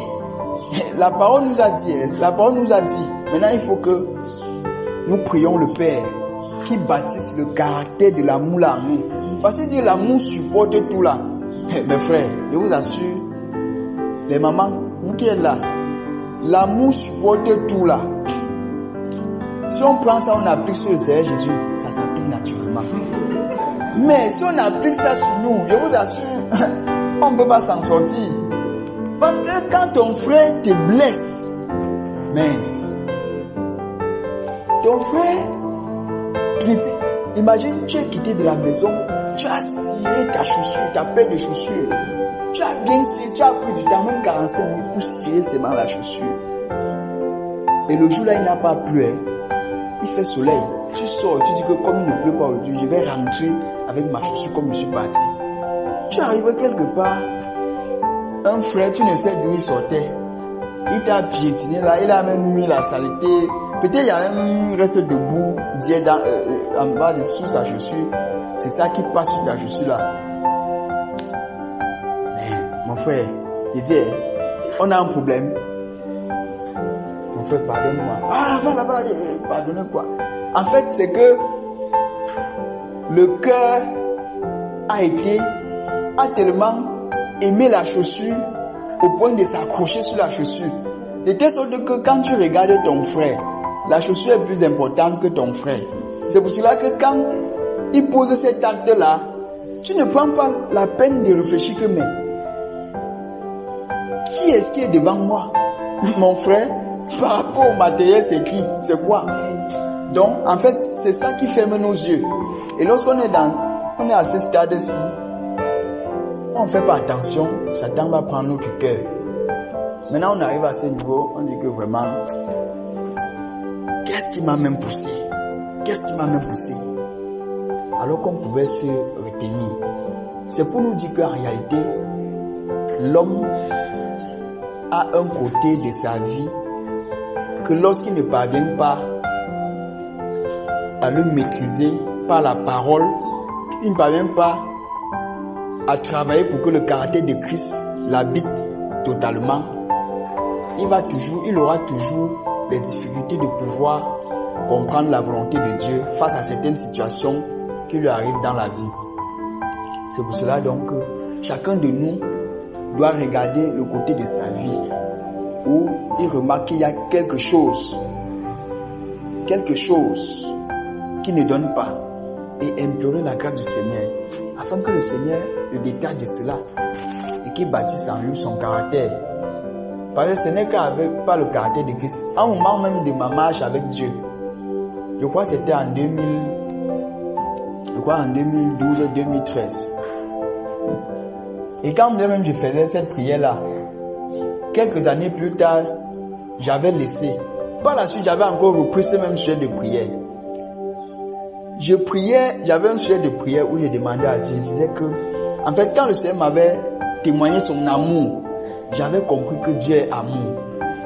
Et quand je lisais la parole, je disais au Seigneur que Seigneur, au lieu de me donner les dons spirituels, pour que ça crée en moi l'orgueil, ça crée en moi les choses qui vont encore me mettre dans les problèmes avec toi. Mieux, tu me donnes l'amour. Même si j'ai l'amour là plein en moi et que je ne manifeste pas les dons spirituels, l'amour au moins peut sauver quelqu'un. En témoignant l'amour à quelqu'un, ça peut ramener une âme au Seigneur. Mais le don spirituel, tu vas aller accomplir, même si tu as le don de guérison, tu guéris les gens. Si l'amour de Christ n'est pas établi dans leur cœur, ces personnes seront jamais sauvées. Donc je priais comme ça. C'est en 2016 que je comprends en fait que c'était un sujet que je devais prier constamment. Constamment. Un jour, j'ai même dit au Seigneur que pardon. Quand il avait commencé à me parler d'une certaine manière, il a dit que pardon. Moi, je ne veux pas les choses là parce que il ne faut pas que je commence à faire les choses comme ça. On commence à dire que celui-ci là, il sort aussi doux. Donc, il m'a dit que pardon. Je préfère que tu me gardes dans l'amour. tu me remplis de ton amour. Parce que quand l'amour là va déborder, certainement, même si je rencontre quelqu'un en route qui souffre, je pourrais compatir à sa souffrance. J'ai prié comme ça. Aujourd'hui, j'ai faibli dans cette prière. Et je comprends. J'ai dit, je vais retourner dans la prière là jusqu'à ce que je ressente vraiment que l'amour là, même si ça remplit comment, il faut que ça déborde. Que ça déborde même. Que ça déborde. Et c'est un des sujets de prière que nous devons avoir, mes frères. Parce que ça ne sert à rien que peut-être je me retrouve avec mon frère. Tout le temps, on a les problèmes. Quand bien même, tu vas comprendre que tu ne parviens pas à aimer comme Dieu veut, va toujours devant lui. C'est lui qui peut nous transformer. Et il a la capacité de nous transformer. Il nous a dit qu'il n'y a rien qui lui soit impossible. Si nous allons devant lui avec des cœurs sincères, il va nous transformer. Et quand il transforme quelqu'un, la personne ne pourra plus jamais être là. Si le Seigneur nous transforme, on ne te dira pas qu'il t'a transformé. Toi-même, tu sauras de l'intérieur qu'il y a quelque chose qui a changé. Et quand c'est comme ça, mes frères, je vous assure, on mène une vie paisible. Il y aura des circonstances où les gens vont poser des actions pour que tu les détestes. Les gens vont faire des choses pour que tu les détestes. Tu vas même vouloir faire quelque chose en bien. Quelqu'un va te créer les problèmes pour que tu le détestes. Mais le Seigneur voudrait que malgré ça, qu'on aime. C'est pour cela que je vais nous inviter ce soir qu'on prie véritablement. Parce que l'amour a permis que nous soyons réconciliés au Seigneur. Sans son amour, on serait égarés, nous tous. On serait égarés. Il a même encore fait fort en disant à l'homme que l'homme doit aimer sa femme comme lui l'a aimé l'église. C'est grave. Peut-être nous les hommes, nous ne pesons pas souvent la parole-ci. C'est une parole que, si nous la prenons pour méditer dessus, on peut prendre des jours, des mois. On n'en finit pas avec. Aimer sa femme comme Christ a aimé l'église. Ce n'est pas quelque chose à prendre à la légère. Ce n'est pas quelque chose à prendre à la légère. Donc, le Seigneur qui connaît nos faiblesses sait que lorsque nous venons devant lui, des cœurs sincères, il nous exauce. Je vais nous inviter chacun pour sa part à prier vraiment. Parce que c'est toi qui connais ton fardeau. Je ne connais pas ce que tu as dans ton cœur. Le Seigneur connaît ce que tu as dans ton cœur. Il connaît ce que j'ai dans mon cœur. Je prie vraiment qu'il transforme mon caractère, qu'il me donne le caractère qui sied à l'appel qu'il m'a adressé et qui est compatible à ce que lui attend de moi. Je ne prie pas pour demander les dons spirituels. Parce que si j'ai les dons spirituels et que je n'ai pas l'amour et que je n'ai pas le caractère de Christ, ça va davantage m'éloigner de Christ. Oui, parce que l'orgueil va s'installer, l'amour ne sera plus là. Et puis je vais commencer à dire, je suis plus meilleur que les autres, alors que rien ne me différencie de l'autre. L'autre est ce qu'il est par la grâce de Dieu. Je suis ce que je suis par la grâce de Dieu. Donc si je sais ça, je ne dois même pas commencer à dire que j'ai fait telle œuvre, parce que je n'ai rien fait. Dieu qui a fait toutes choses, il sait pourquoi il fait. Donc, le Seigneur voudrait que nous prions. Que nous prions véritablement. Tu peux implorer sa grâce. Certainement tu as offensé quelqu'un. Certainement, ou bien quelqu'un t'a offensé. Certainement, tu as quelques préoccupations dans ton cœur que tu aimerais présenter devant lui. Tu peux venir tous les jours ici, on prie pour toi, tu tombes, on prie pour toi, tu tombes. Mais c'est pas ça l'essentiel. L'essentiel, c'est que après avoir prié pour toi et que tu sois tombé là, est-ce que par la suite, ta marche est sans cesse croissante, ou bien elle est stagnante, ou bien est-ce que tu as eu marqué un pas de plus vers la gloire du Père?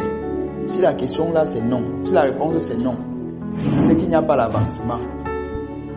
Donc on va implorer la grâce du Seigneur, que le Seigneur nous aide, que les compartiments de nos vies, que lui, il voit qu'il y a les problèmes et qu'il nous a révélé ce soir, même ce qu'il n'a pas révélé, qu'il nous aide, que nous ne pouvons pas avancer sans lui, que c'est lui notre Père.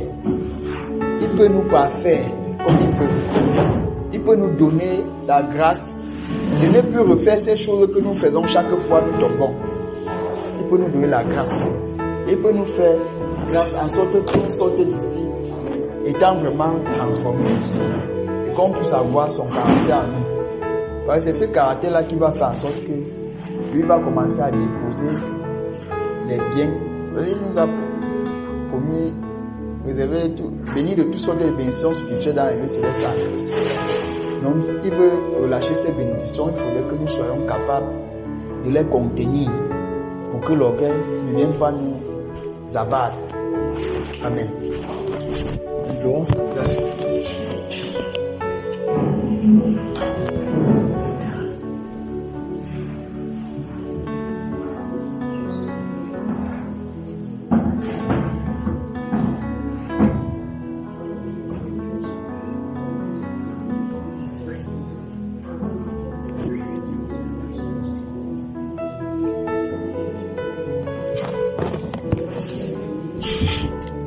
Si tu peux prier, que ce soit dans ton cœur, que ce soit dans ta bouche, pas ta bouche, prie mon frère, prie ma soeur.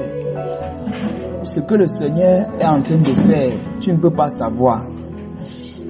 Il veut vraiment que nous puissions avoir son caractère en nous et que nous puissions nous tenir quelque part et que ce soit son caractère qui parle à travers nous. Parce que si c'est ainsi, les ténèbres vont s'enfuir sans que tu n'aies l'habitude de les chasser.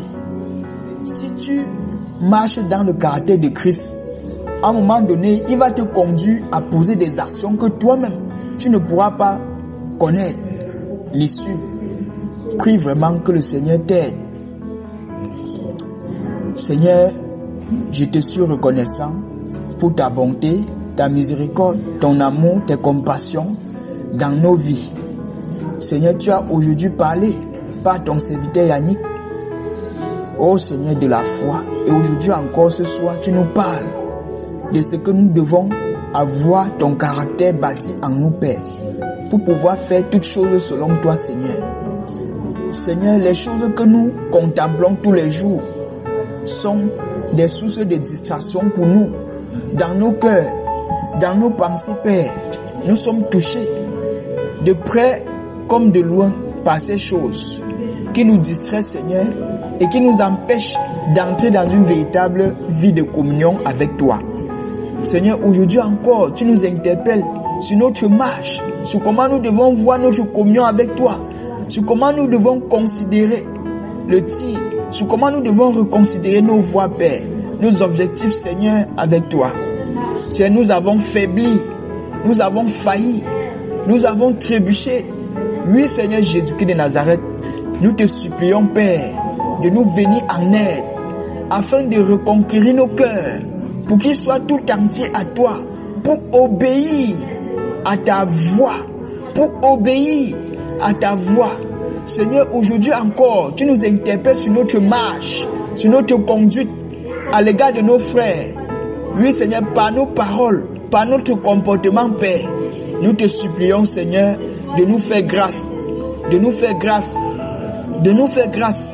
Tu voudrais bien que nous ayons des cœurs libres pour pouvoir t'adorer, des cœurs libres pour pouvoir t'honorer, des cœurs libres pour pouvoir reconnaître ta seigneurie, ta sainteté, des cœurs libres, Père, pour pouvoir nous tourner chaque fois vers toi et sortir de là étant en joie. Seigneur, ce cœur, nous l'avons troublé par des querelles, nous l'avons troublé par des dizanis, nous l'avons troublé par des mensonges, nous l'avons troublé pas des choses qui ne te glorifient pas, Père. Et tu t'es éloigné, Père. Nous prions, Seigneur, que tu fasses grâce à chacun de nous ce soir. Et que ce caractère que nous désirons tant, chacun pour sa part, soit bâti en nous, Père. Déconstruis, Seigneur, dans nos pensées, tout ce que le monde a construit, tout ce que le monde a bâti, tout ce que nous-mêmes, Seigneur, nous avons bâti, par notre manière de voir les choses, par notre manière de croire aux choses. Déconstruis cela, Père. Déconstruis cela, Père. Déconstruis cela, Père. Déconstruis cela, Père. Déconstruis cela, Père. Déconstruis cela, Père. Déconstruis cela, Père. Déconstruis, Père. Déconstruis, Père. Déconstruis, Père. Déconstruis, Père. Déconstruis, Père. Oui, Seigneur Jésus-Christ de Nazareth, nous te supplions, Père. Nous te supplions, Père.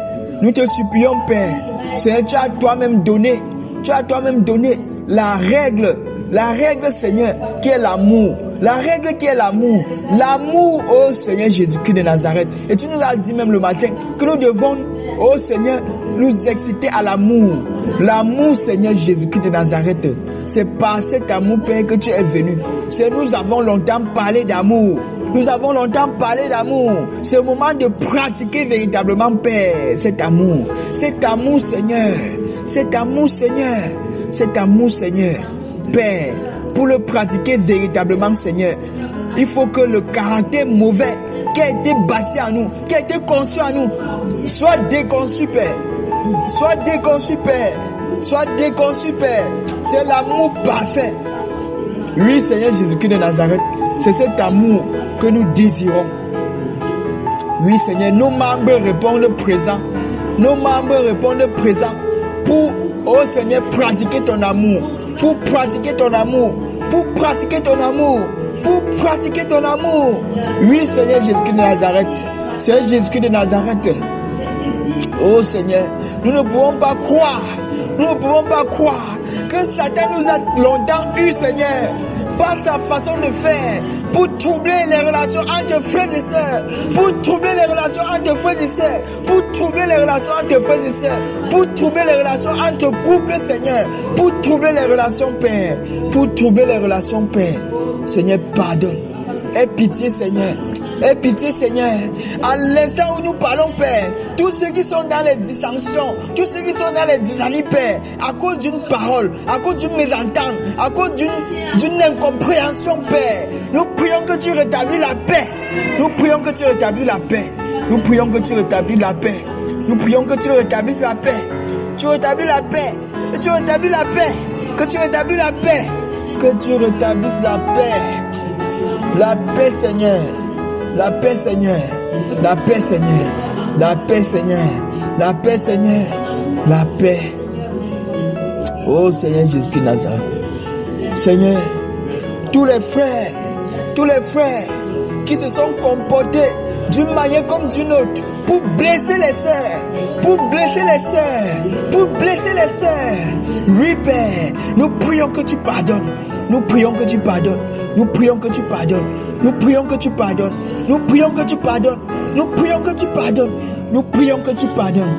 Que l'amour que tu as manifesté en croix déchire les barrières, transcende les barrières pour amener les cœurs à la soumission, pour amener les cœurs à la soumission, pour qu'on se soumette à toi, pour qu'on se soumette à toi, pour qu'on se soumette à toi. Oui, Seigneur, nous te prions, Père. Nous te prions, Père. Nous te prions, Père. Tu as regardé du haut des cieux. Tu as vu les hommes qui craignent ton nom. Tu as déposé en eux la marque de ton amour. Oui, Seigneur, la crainte de ton nom. La crainte de ton nom. La crainte de ton nom. Pour que nous puissions agir les uns envers les autres avec amour, Père. Avec amour, Père. Avec amour, Père.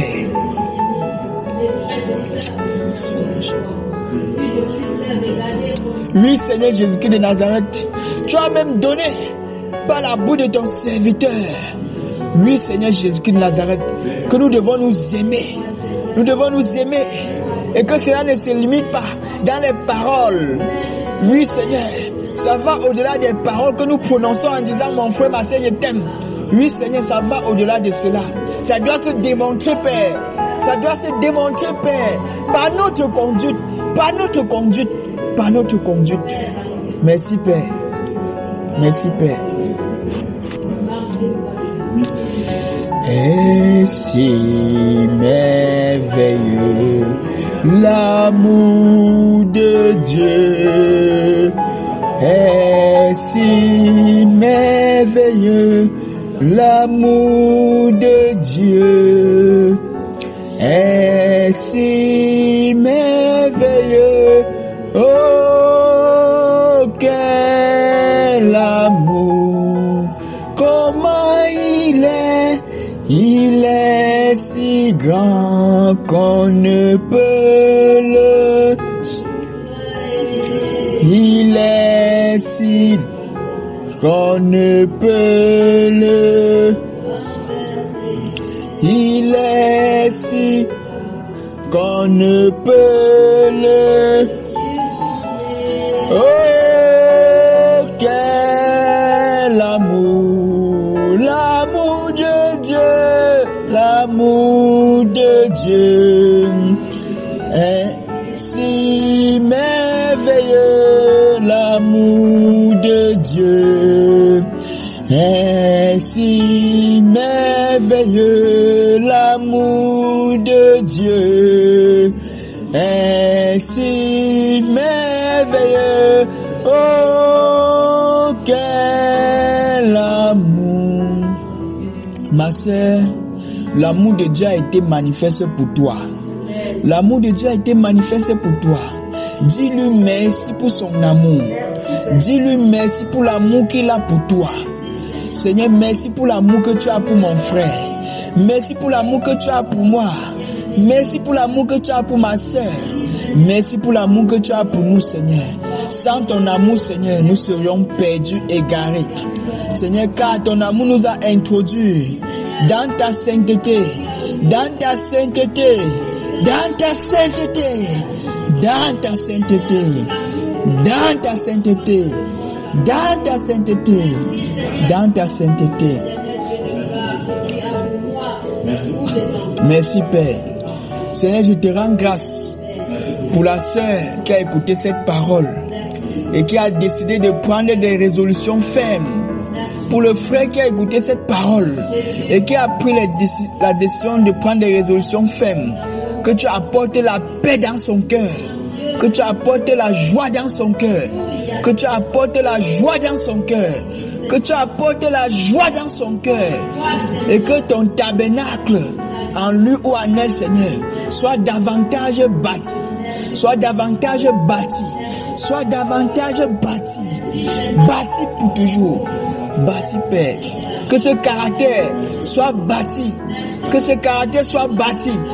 Que ce caractère soit bâti. Que ce caractère soit bâti. Oui, Seigneur. La douceur. La douceur. La douceur. La douceur. Au nom de Jésus de Nazareth. Merci pour la douceur. Merci pour la douceur. Merci pour la tempérance. Merci pour la tempérance. Merci pour la tempérance. Merci pour la tempérance. Merci pour la tempérance. À toi c'est l'honneur, Père. Merci, Père. Merci, Père. Merci, Père, dans le nom de Jésus-Christ de Nazareth. Seigneur, nous prions que quel qu'en soit ce que notre frère, notre sœur nous fait, donne-nous de supporter. Donne-nous de supporter. Comme toi tu supportes. Comme toi tu supportes. Sans murmurer, Père. Sans murmurer, Père. Sans murmurer, Père. Sans murmurer, Père. Sans murmurer, Père, contre notre frère, contre notre sœur. Seigneur, garde nos cœurs. Garde nos cœurs. Garde nos cœurs.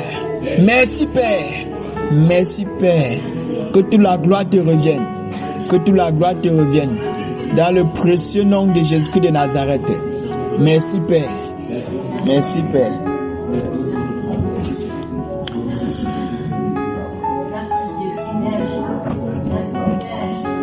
Toute la gloire et tout le pouvoir à celui qui est sur le trône. Gloire à l'agneau pour toujours. Toute la gloire et tout le pouvoir à celui qui est sur le trône et à l'agneau pour toujours. Alléluia, louons-le, magnifions-le, élevons son nom, Jésus est roi des rois, louons-le, magnifions-le, nul n'est comparable à lui dans ta vie, louons-le, magnifions-le, élevons son nom, Jésus, le roi des rois, louons-le, magnifions-le, nul n'est comparable à lui. Toute la gloire et tout le pouvoir à celui qui est sur le trône, gloire à l'agneau pour toujours. Toute la gloire et tout le pouvoir à celui qui est sur le trône et à l'agneau pour toujours. Alléluia, louons-le, magnifions-le, élevons son nom, il est le roi des rois, louons-le, magnifions-le. Nul n'est comme lui. Alléluia. Glorifions-le, glorifions son nom. Il est le roi des rois, louons-le, magnifions-le. Nul n'est comparable à lui. Amen. Gloire au Seigneur. Mes sœurs, que le Seigneur vous bénisse. Mes sœurs, que le Seigneur vous bénisse. Il veut vous rencontrer dans sa présence. Soyez disposés, il va vous rencontrer. Il veut vous rencontrer. Il veut vous rencontrer. Il veut vous rencontrer. Donnez-lui gloire. Donnez-lui gloire. Donnez-lui gloire. On va recommander cette séance entre les mains du Père et lui dire merci pour ce qu'il a fait ce soir, afin que chacun de nous puisse certainement se disposer à suivre le direct de ce soir. Seigneur notre Dieu, tu es le réconforteur par excellence. Tu es le seul qui nous donne l'accès devant ton trône de grâce. Tu es le seul qui nous donne de croire en toi même quand les choses et les circonstances nous montrent qu'il ne faut pas croire. C'est tu es le seul qui nous donne de croire tout ce que les hommes n'ont pas pu croire et que toi tu veux que nous puissions croire. C'est tu es le seul qui donne à chacun de nous la foi qu'il faut pour qu'il puisse traverser l'épreuve auquel il fait face. Tu es le seul qui donne à chacun de nous de pouvoir reconnaître en toi la souveraineté et de pouvoir demeurer dans le calme et la tranquillité pour que tu puisses résoudre les problèmes auxquels nous faisons face. Tu es le seul qui puisse nous ouvrir les yeux afin que nous voyons que ce problème n'est plus problème, mais que c'est déjà résolu, que tu es déjà la solution par excellence. Tu es le seul qui puisse nous ouvrir les yeux pour que nous puissions comprendre, Père, que seul toi as le dernier mot sur la situation dans laquelle nous nous trouvons et que nul, aucun autre homme, nul Seigneur qui que ce soit ne peut intervenir sans qu'il y ait eu au préalable, Père, ta décision depuis les cieux. Seigneur, nous te sommes infiniment reconnaissants pour ce que tu fais dans nos vies, pour ce que tu fais dans nos familles, pour ce que tu fais dans nos cœurs, pour ce que tu fais dans nos bouches, pour ce que tu fais dans nos oreilles, pour ce que tu fais dans nos ventres, pour ce que tu fais dans tout notre être, afin que nos corps, nos cœurs, nos esprits puissent être en acquaintance pour t'adorer infiniment, Père, au nom de Jésus de Nazareth. C'est ce soir, tu as fait ce que tu as voulu faire. Et nous savons, Père, que cette parole n'est pas sortie en vain. Que tu as accompli le but pour lequel elle est sortie, Père. Tu as accompli, Seigneur, par ta parole, le but pour lequel elle est sortie. Et tu sais que, Seigneur, c'est pas une parole comme les autres. Nous savons, Père, que c'est toi qui l'as donné. Et nous croyons, Père, que tu l'as donné pour nous repositionner pour nous remettre sur la voie, pour nous remettre là où tu voulais que nous soyons, pour recevoir davantage de toi. Seigneur, nous te sommes infiniment reconnaissants. Nous prions les uns pour les autres. C'est que ceux-là, Père, qui vont loin, que tu veilles sur eux. Que ceux-là, Père, qui vont plus loin que nous, Père, que tu veilles sur eux. Que tu les accompagnes, Père, sains et saufs. Et que ta main puissante, ta main triomphante soit sur eux pour les garder, pour veiller sur eux. Au nom puissant de Jésus de Nazareth. C'est ceux-là qui restent, Père. Garde-les continuellement. Et bénis-les encore. Bénis-les encore. Bénis-les encore. Et que toute la gloire te revienne dans le précieux nom de notre Seigneur Jésus-Christ. Seigneur, je te rends grâce pour tous tes serviteurs. Oui, Seigneur Jésus, de part et d'autre, bénis-les encore, comble-les encore, comble-les encore, comble-les encore, comble-les encore, Père. Ceux qui n'ont pas pu assister aujourd'hui, comble-les, Père, comble-les, Père, bénis les maisons, bénis les femmes, bénis les foyers, au nom puissant de Jésus de Nazareth. Seigneur, bénis ceux-là qui de loin, oh Seigneur, suivez Bambaïba. Bénis Seigneur, bénis Père, et accorde des grandes choses dans leur vie. Au nom puissant de Jésus de Nazareth. C'est bénis ceux-là même qui vont se connecter par la suite pour suivre Bambaïba Père. Bénis les Seigneur et que toute la gloire te revienne. Au nom puissant de Jésus de Nazareth. Seigneur, ouvre la bouche de ton serviteur ce soir, au direct de ce soir Père, afin qu'il puisse publier Seigneur, les choses que tu as enfouies au-dedans de lui Père, pour ce jour, que cela soit publié Père, au nom de Jésus de Nazareth. Seigneur, ouvre sa bouche, délie sa langue Père, qu'il prononce les paroles de toi, les paroles du trône de la grâce, les paroles qui viennent de toi Père, et que ces paroles puissent édifier, que ces paroles puissent construire, que ces paroles puissent affermir, que ces paroles puissent bâtir, que ces paroles puissent donner Seigneur la guérison, la liberté, la délivrance, au nom puissant de Jésus de Nazareth. C'est nous prions, oh Dieu, que tu bénisses son épouse, que tu bénisses ses enfants, que tu bénisses sa maison, que tu bénisses tous ceux-là qui l'écoutent de près comme de loin, que tu les bénisses et que tu leur accordes, Seigneur, le désir de leur cœur, au nom puissant de Jésus de Nazareth. Seigneur, bénis leur entourage et comble-les de tes biens, et que toute la gloire te revienne, Père, au nom puissant de Jésus de Nazareth. C'est toutes les femmes qui sont dans cette salle aujourd'hui. Je prie que tu les bénisses particulièrement et que ta crainte se saisit d'elles, que ta crainte se saisit d'elles, que ta crainte se saisit d'elles, que ta crainte se saisit d'elle et qu'elle soit victorieuse dans tous les combats qu'elle mène, dans tous les combats qu'elle mène, dans tous les combats qu'elle mène, et que toute la gloire te revienne, Père, au nom puissant de Jésus de Nazareth. Bénis-les encore, Seigneur. Bénis-nous encore. Pendant que nous rentrons, nous savons que le premier pas que nous marquons, c'est toi qui marques, Père. C'est toi qui marques ce pas. C'est toi qui marques ce pas. Et que c'est toi qui nous conduis dans tout ce que nous ferons encore par la suite.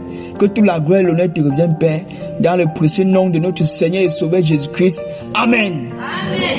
Que le Seigneur vous bénisse. Alléluia.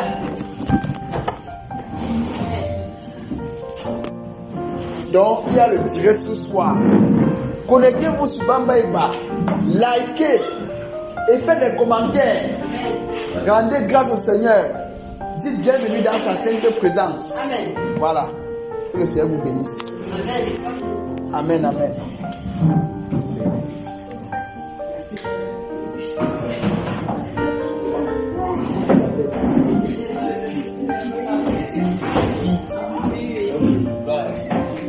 Chantez.